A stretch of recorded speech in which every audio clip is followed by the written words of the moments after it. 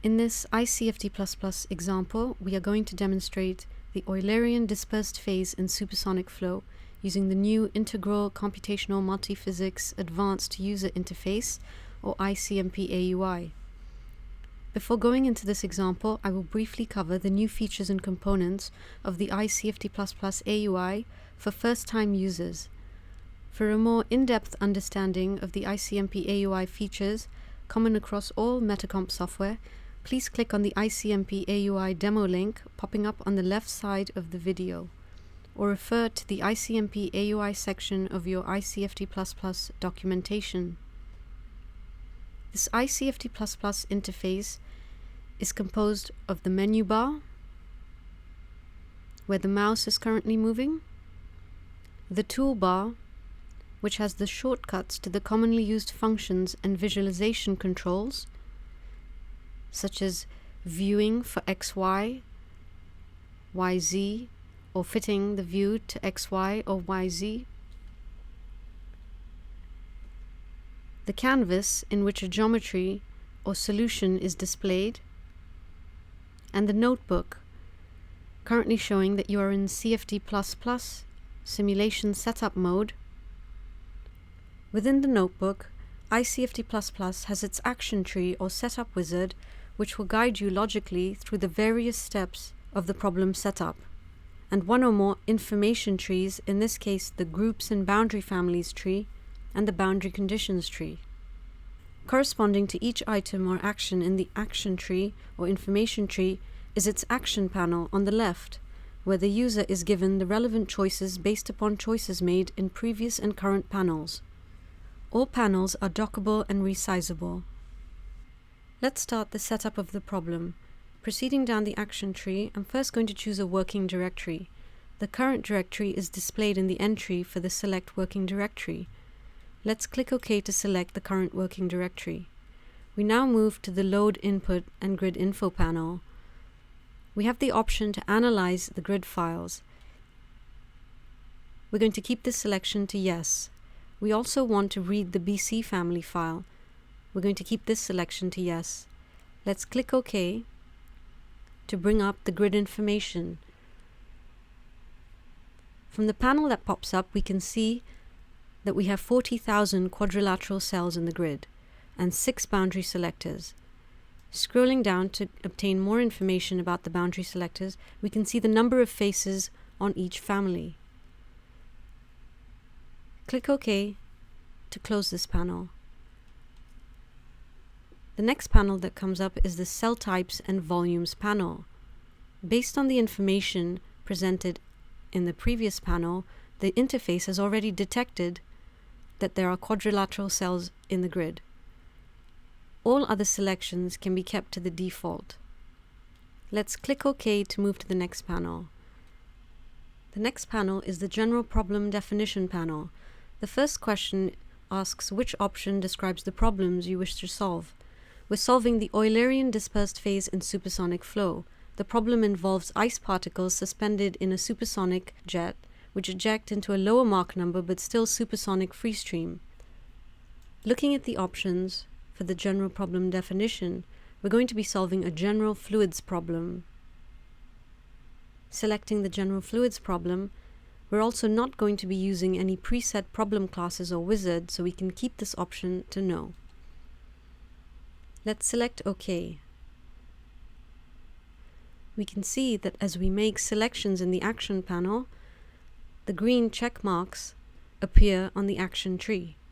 We now move to the CFD problem definition panel. We're going to be simulating ice particles suspended in a supersonic jet. This is going to involve the jet flow, which is the continuous phase, and the ice particles, which is the dispersed phase. This involves multiple phases, so the fluid type, we're going to select multiple phases.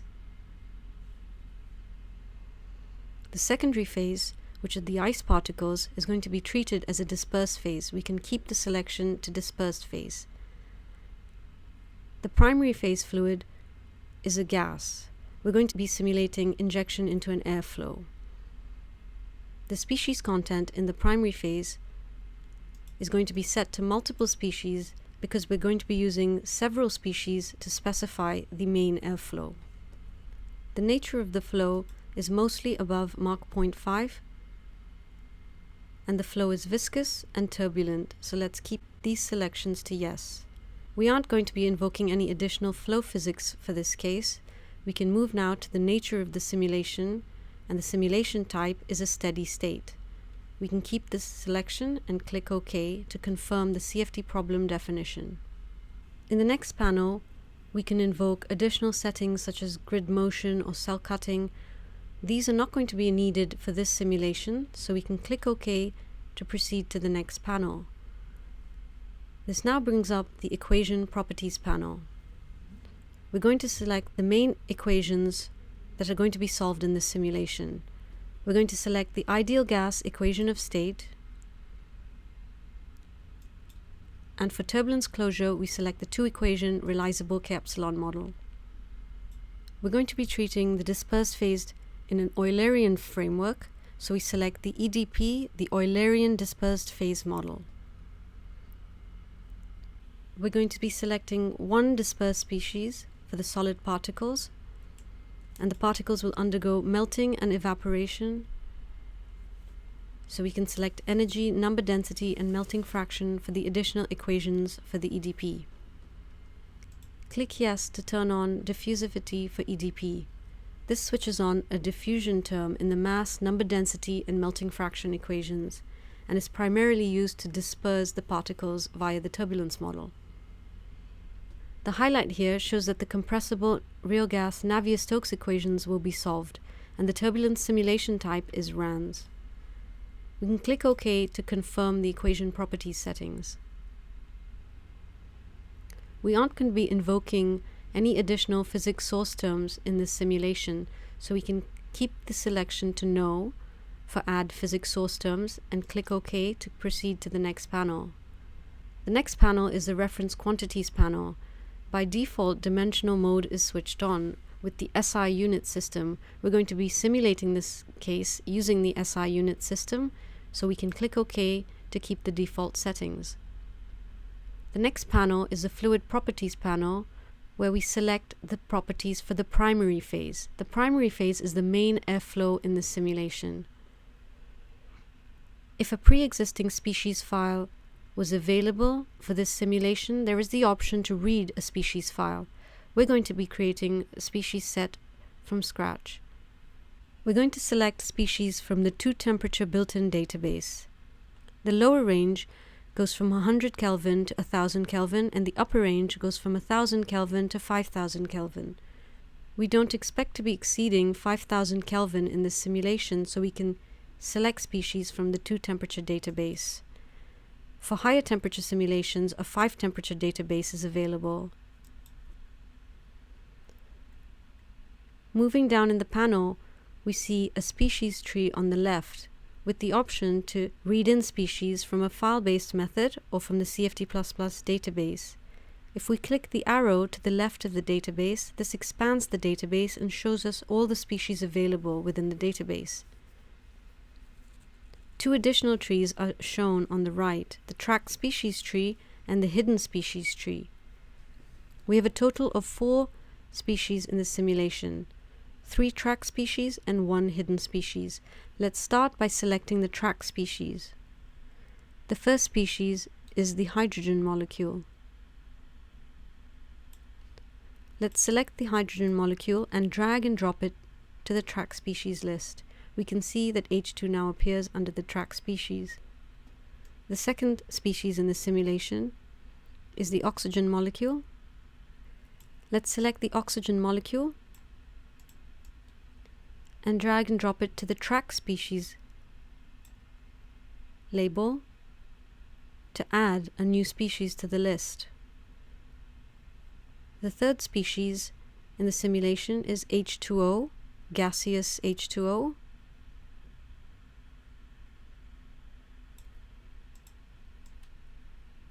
And we can drag and drop this to the tracked species list to complete the setting for the tracked species.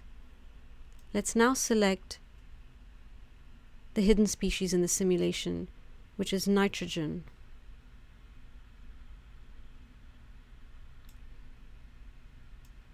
let's select the nitrogen molecule and drag and drop it to the existing hidden species label. Additional equations will be solved for the track species, in this case H2O2 and H2O. The hidden species mass fraction will be deduced from 1 minus the sum of the track species mass fraction, and typically we select the most abundant species in the simulation as the hidden species. In this case, nitrogen is the most abundant species in the airflow. Now scrolling down, we aren't going to be using any advanced setting or buoyancy effects. We can keep these settings to the default and select OK to confirm the equation. We can click OK to confirm the fluid properties for the primary phase. We now move to the dispersed phase, which are the solid ice particles. Click the existing dispersed phase information set and click the Edit button to bring up the Dispersed Species Information panel. We're now going to enter the dispersed species information. Enter H2O for the species symbol with a molecular weight of 18, as is entered by default. For the type of particle, we're going to be simulating solid particles. We're going to allow for melting and solidification of the particles. We can select yes for melting and solidification. Enter a melting temperature of 273 Kelvin and a latent heat of melting of 1E5 joules per kilogram. Select yes to allow for evaporation. This brings up additional options for the evaporation controls. We're going to select the boiling and Hertz-Knudsen evaporation model with the temperature floor for evaporation of 300 Kelvin, and we're going to keep the HK evaporation constant to default. We're going to select no for boiling at a given temperature so that we use the internal saturation curve for water. Let's scroll down now to set the evaporation mass fraction for the dispersed phase. Enter 1 for the mass fraction for H2O. This indicates that the particles will evaporate into H2O only. Scrolling down, we're going to enter the liquid specific heat, 4217, and the solid specific heat,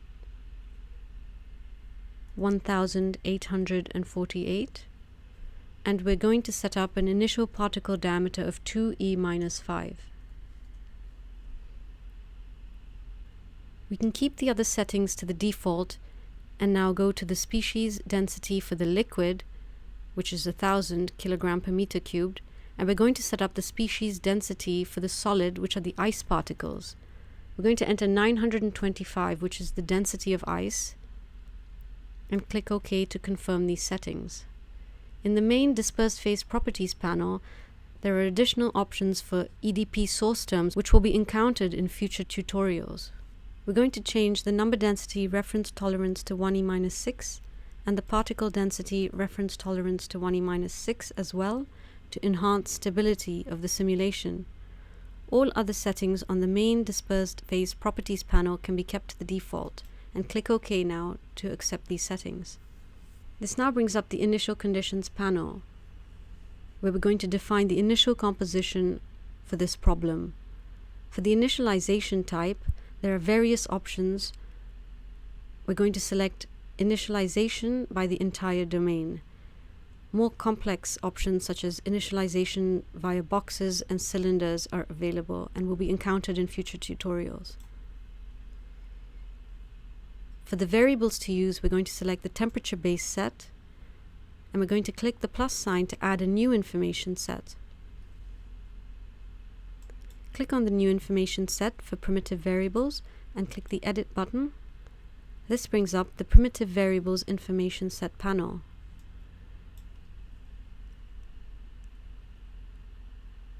Let's enter 70,000 pascals for the static pressure, 288 Kelvin for the static temperature, and 600 meters per second for the x velocity.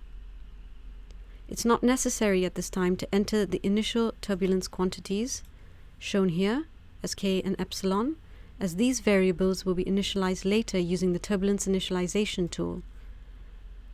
Scroll down further to specify the species mass fractions for the initial condition. We're going to be initializing an airflow. So let's set 0.21 for oxygen, and by leaving the other track species at 0, the mass fraction for the hidden species, which is nitrogen, will be automatically set to 0.79. So 0.21 for oxygen and 0.79 for nitrogen gives us the composition of air. Now scrolling down to the dispersed phase values, since this is an EDP run, all info sets must contain dispersed phase data. Although there will be no particles present initially, we need to specify a temperature and velocity for the dispersed phase. We're going to select the same velocity and temperature as the continuous phase, so 600 meters per second for the velocity and 288 Kelvin for the temperature. The EDP density is 0, which indicates that there are no particles initially in the domain. Click OK to confirm these settings. We can scroll down and review the settings in the initial conditions.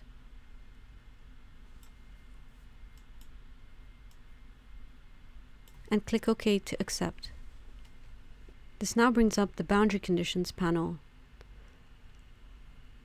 Let's take a moment to look at the boundary conditions displayed on the canvas.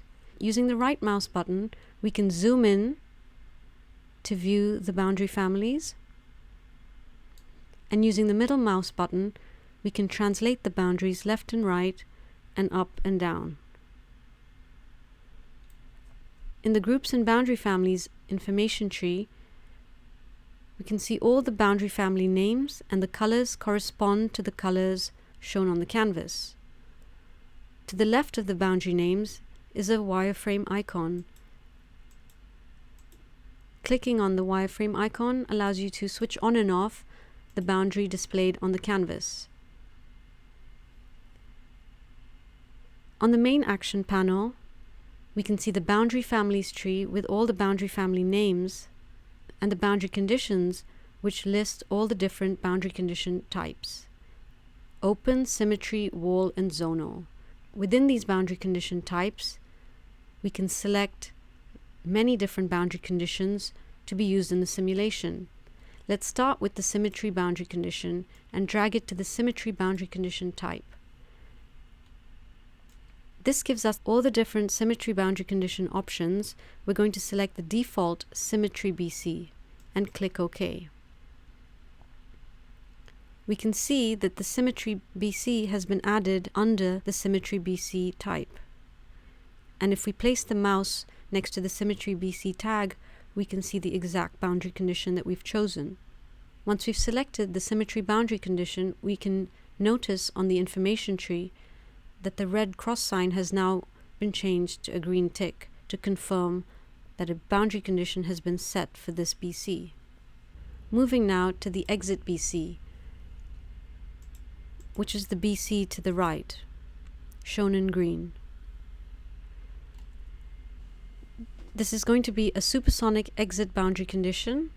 We're going to drag and drop the exit boundary to the open boundary condition type, which contains all the inflow and outflow BC types.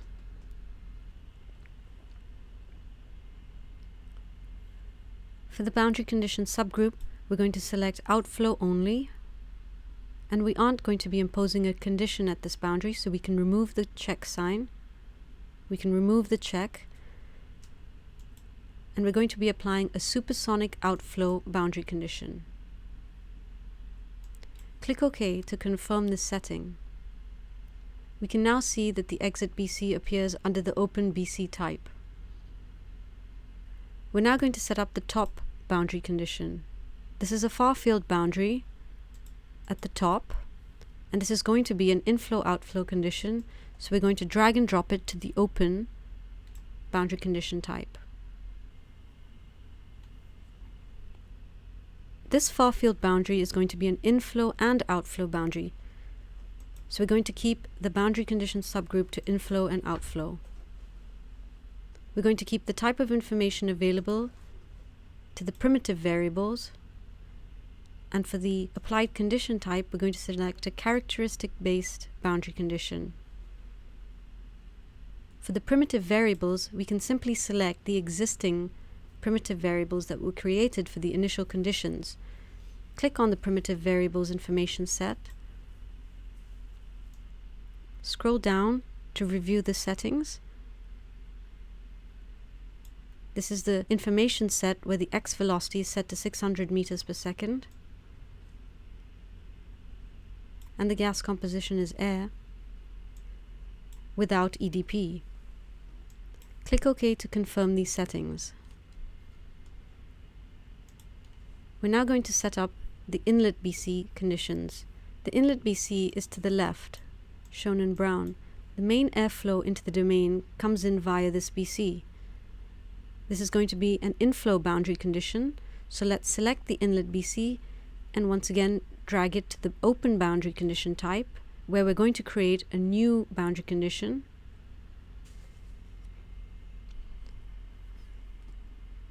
Since we're only going to allow air into the domain via this BC, for the boundary condition subgroup, we're going to select inflow only. The type of information available is going to be primitive variables. We're going to select a supersonic inflow given temperature boundary condition type.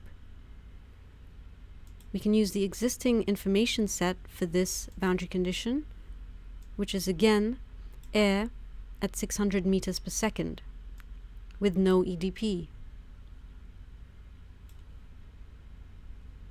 Click OK to confirm these settings. We're now going to set up the WAR BC shown in pink. The main airflow comes in via the inlet BC. The jet with the EDP ice particles comes in via the step BC, and the WAR BC is the pipe boundary.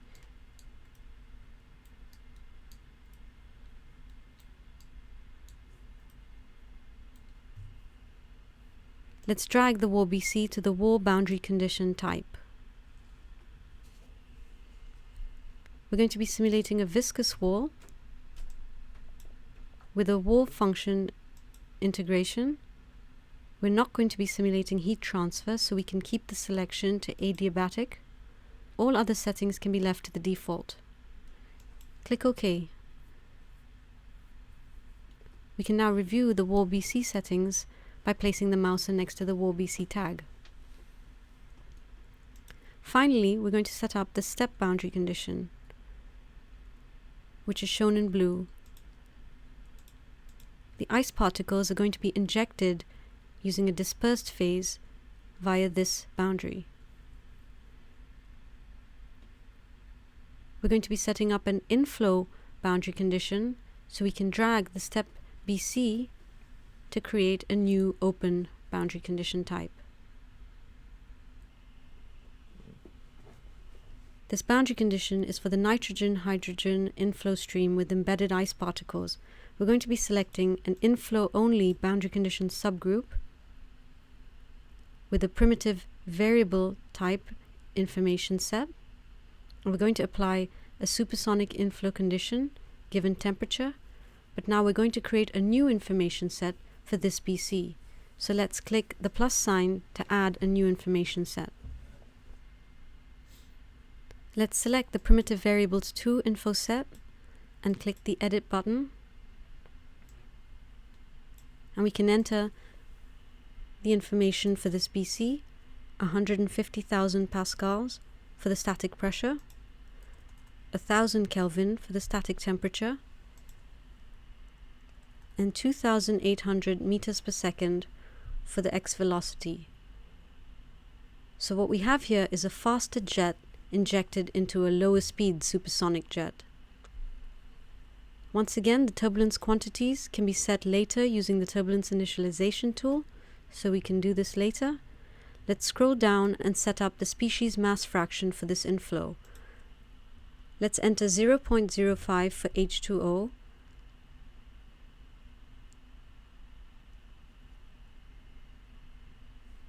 So we're going to have 0.05 mass fraction for H2O and 0.95 for nitrogen, which is the hidden species. Scrolling down now, we can set up the dispersed phase values for the EDP in flow. Let's click on the density calculator. We're going to use the density calculator to set up the EDP information. We can see an existing dispersed phase information set. Let's click on the information set to bring in the values. We're going to be calculating the EDP density, knowing the number density. We know in advance that the number density for our simulation is 5e9. The diameter of the particle is 2e minus 5. And the density of the material is the density of ice, which is 925 kilograms per meter cubed. Let's click OK to generate the EDP density based on those values. We can now see a value of 0.019 kilograms per meter cubed for the EDP density. This is the fluidized density for the dispersed phase. We also need to set the velocity and temperature for the EDP. We're going to enter a velocity of 2,800 meters per second, which is the same velocity for the continuous phase. And we're also going to set up a temperature of 200 Kelvin for the EDP. Let's confirm our settings for the EDP and click OK to accept. We can scroll down to review these settings.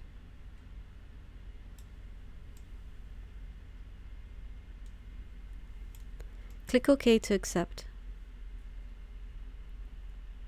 We've now set up the boundary conditions for all BCs in the simulation. We can see the green tick beside each BC. We can now proceed to accept these settings by clicking OK.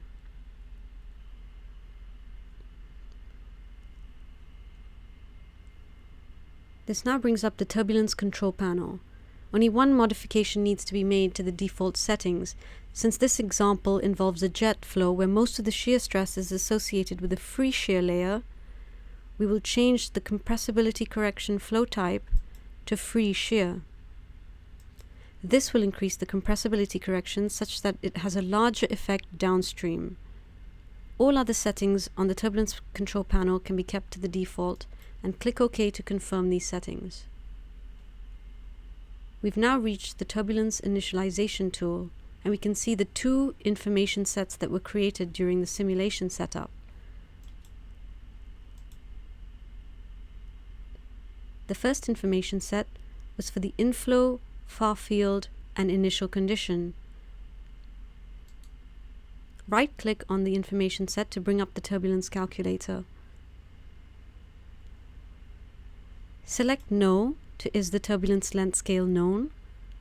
And this allows us to enter the turbulent laminar viscosity ratio. We're going to enter a value of 50. The dimensionless free stream velocity is from the info set, which is 600 meters per second, and we can click Compute to generate the K and epsilon values based on that velocity and mu t over mu. Click OK and OK again, and we can see that we've now added K and epsilon values to that information set. Now moving to the second information set, this is the information set for the EDP inflow, which had a higher velocity of 2,800 meters per second.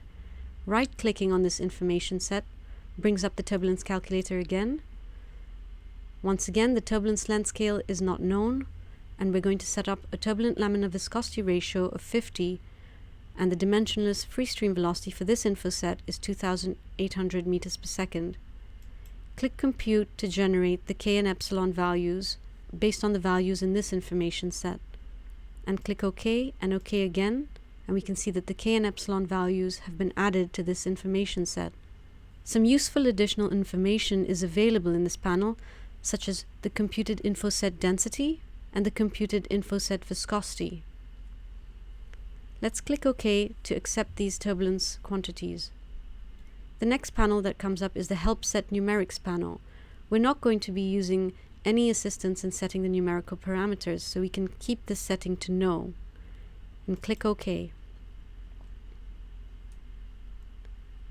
This now brings up the Riemann solvers panel, and we're going to adjust the minimum dissipation, so let's click yes, and we're going to select a supersonic pressure switch for this supersonic flow simulation. We can keep all other pressure switch and pressure dissipation values to the default, and we won't be using any advanced controls for this simulation, so we can click OK. This now leads to the simulation strategy panel. We aren't going to be initiating a restart simulation, so the first selection can be left to no. The integration type is going to be implicit, and we're going to simulate 750 global steps for this run. The order of magnitude convergence for run criterion can be set to 6 orders of magnitude, and click OK.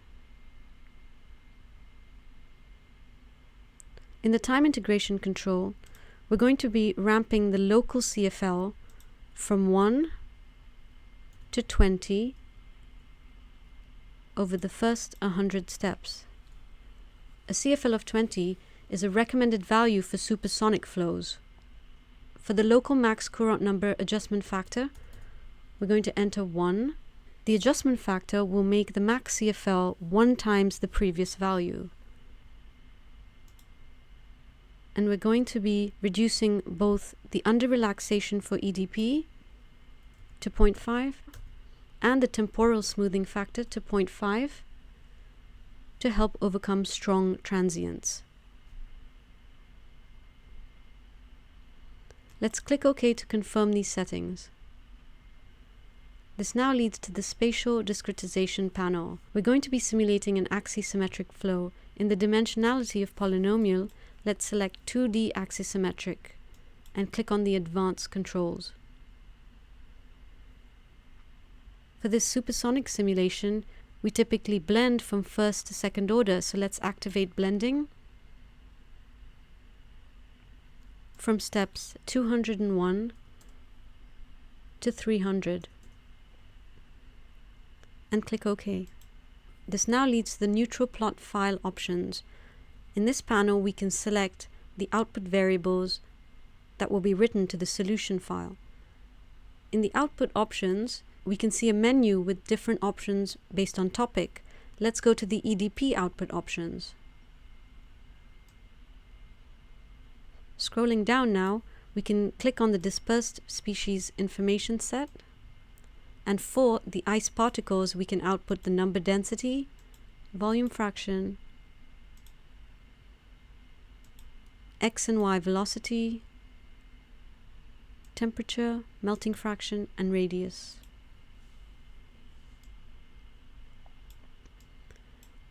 Let's click OK to confirm these output options. A panel appears to ask if you'd like to write to the neutral plot file. It's important that we write this information to the neutral plot files so that all the output variables are output to the solution files. We've now reached the probe and output files panel. The probe type is the neutral plot file, which is the default option. Let's keep to the neutral plot file, which we just selected in the previous panel.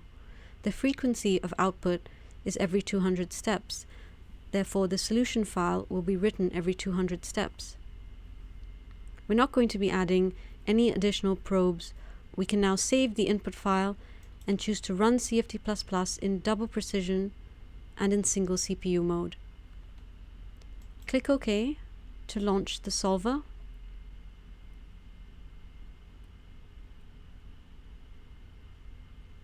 And this brings up the output for the simulation. We let the simulation continue running, and the solution files will be written in the current directory. The results section of the tutorial will explain how to post-process and query these files. Thank you.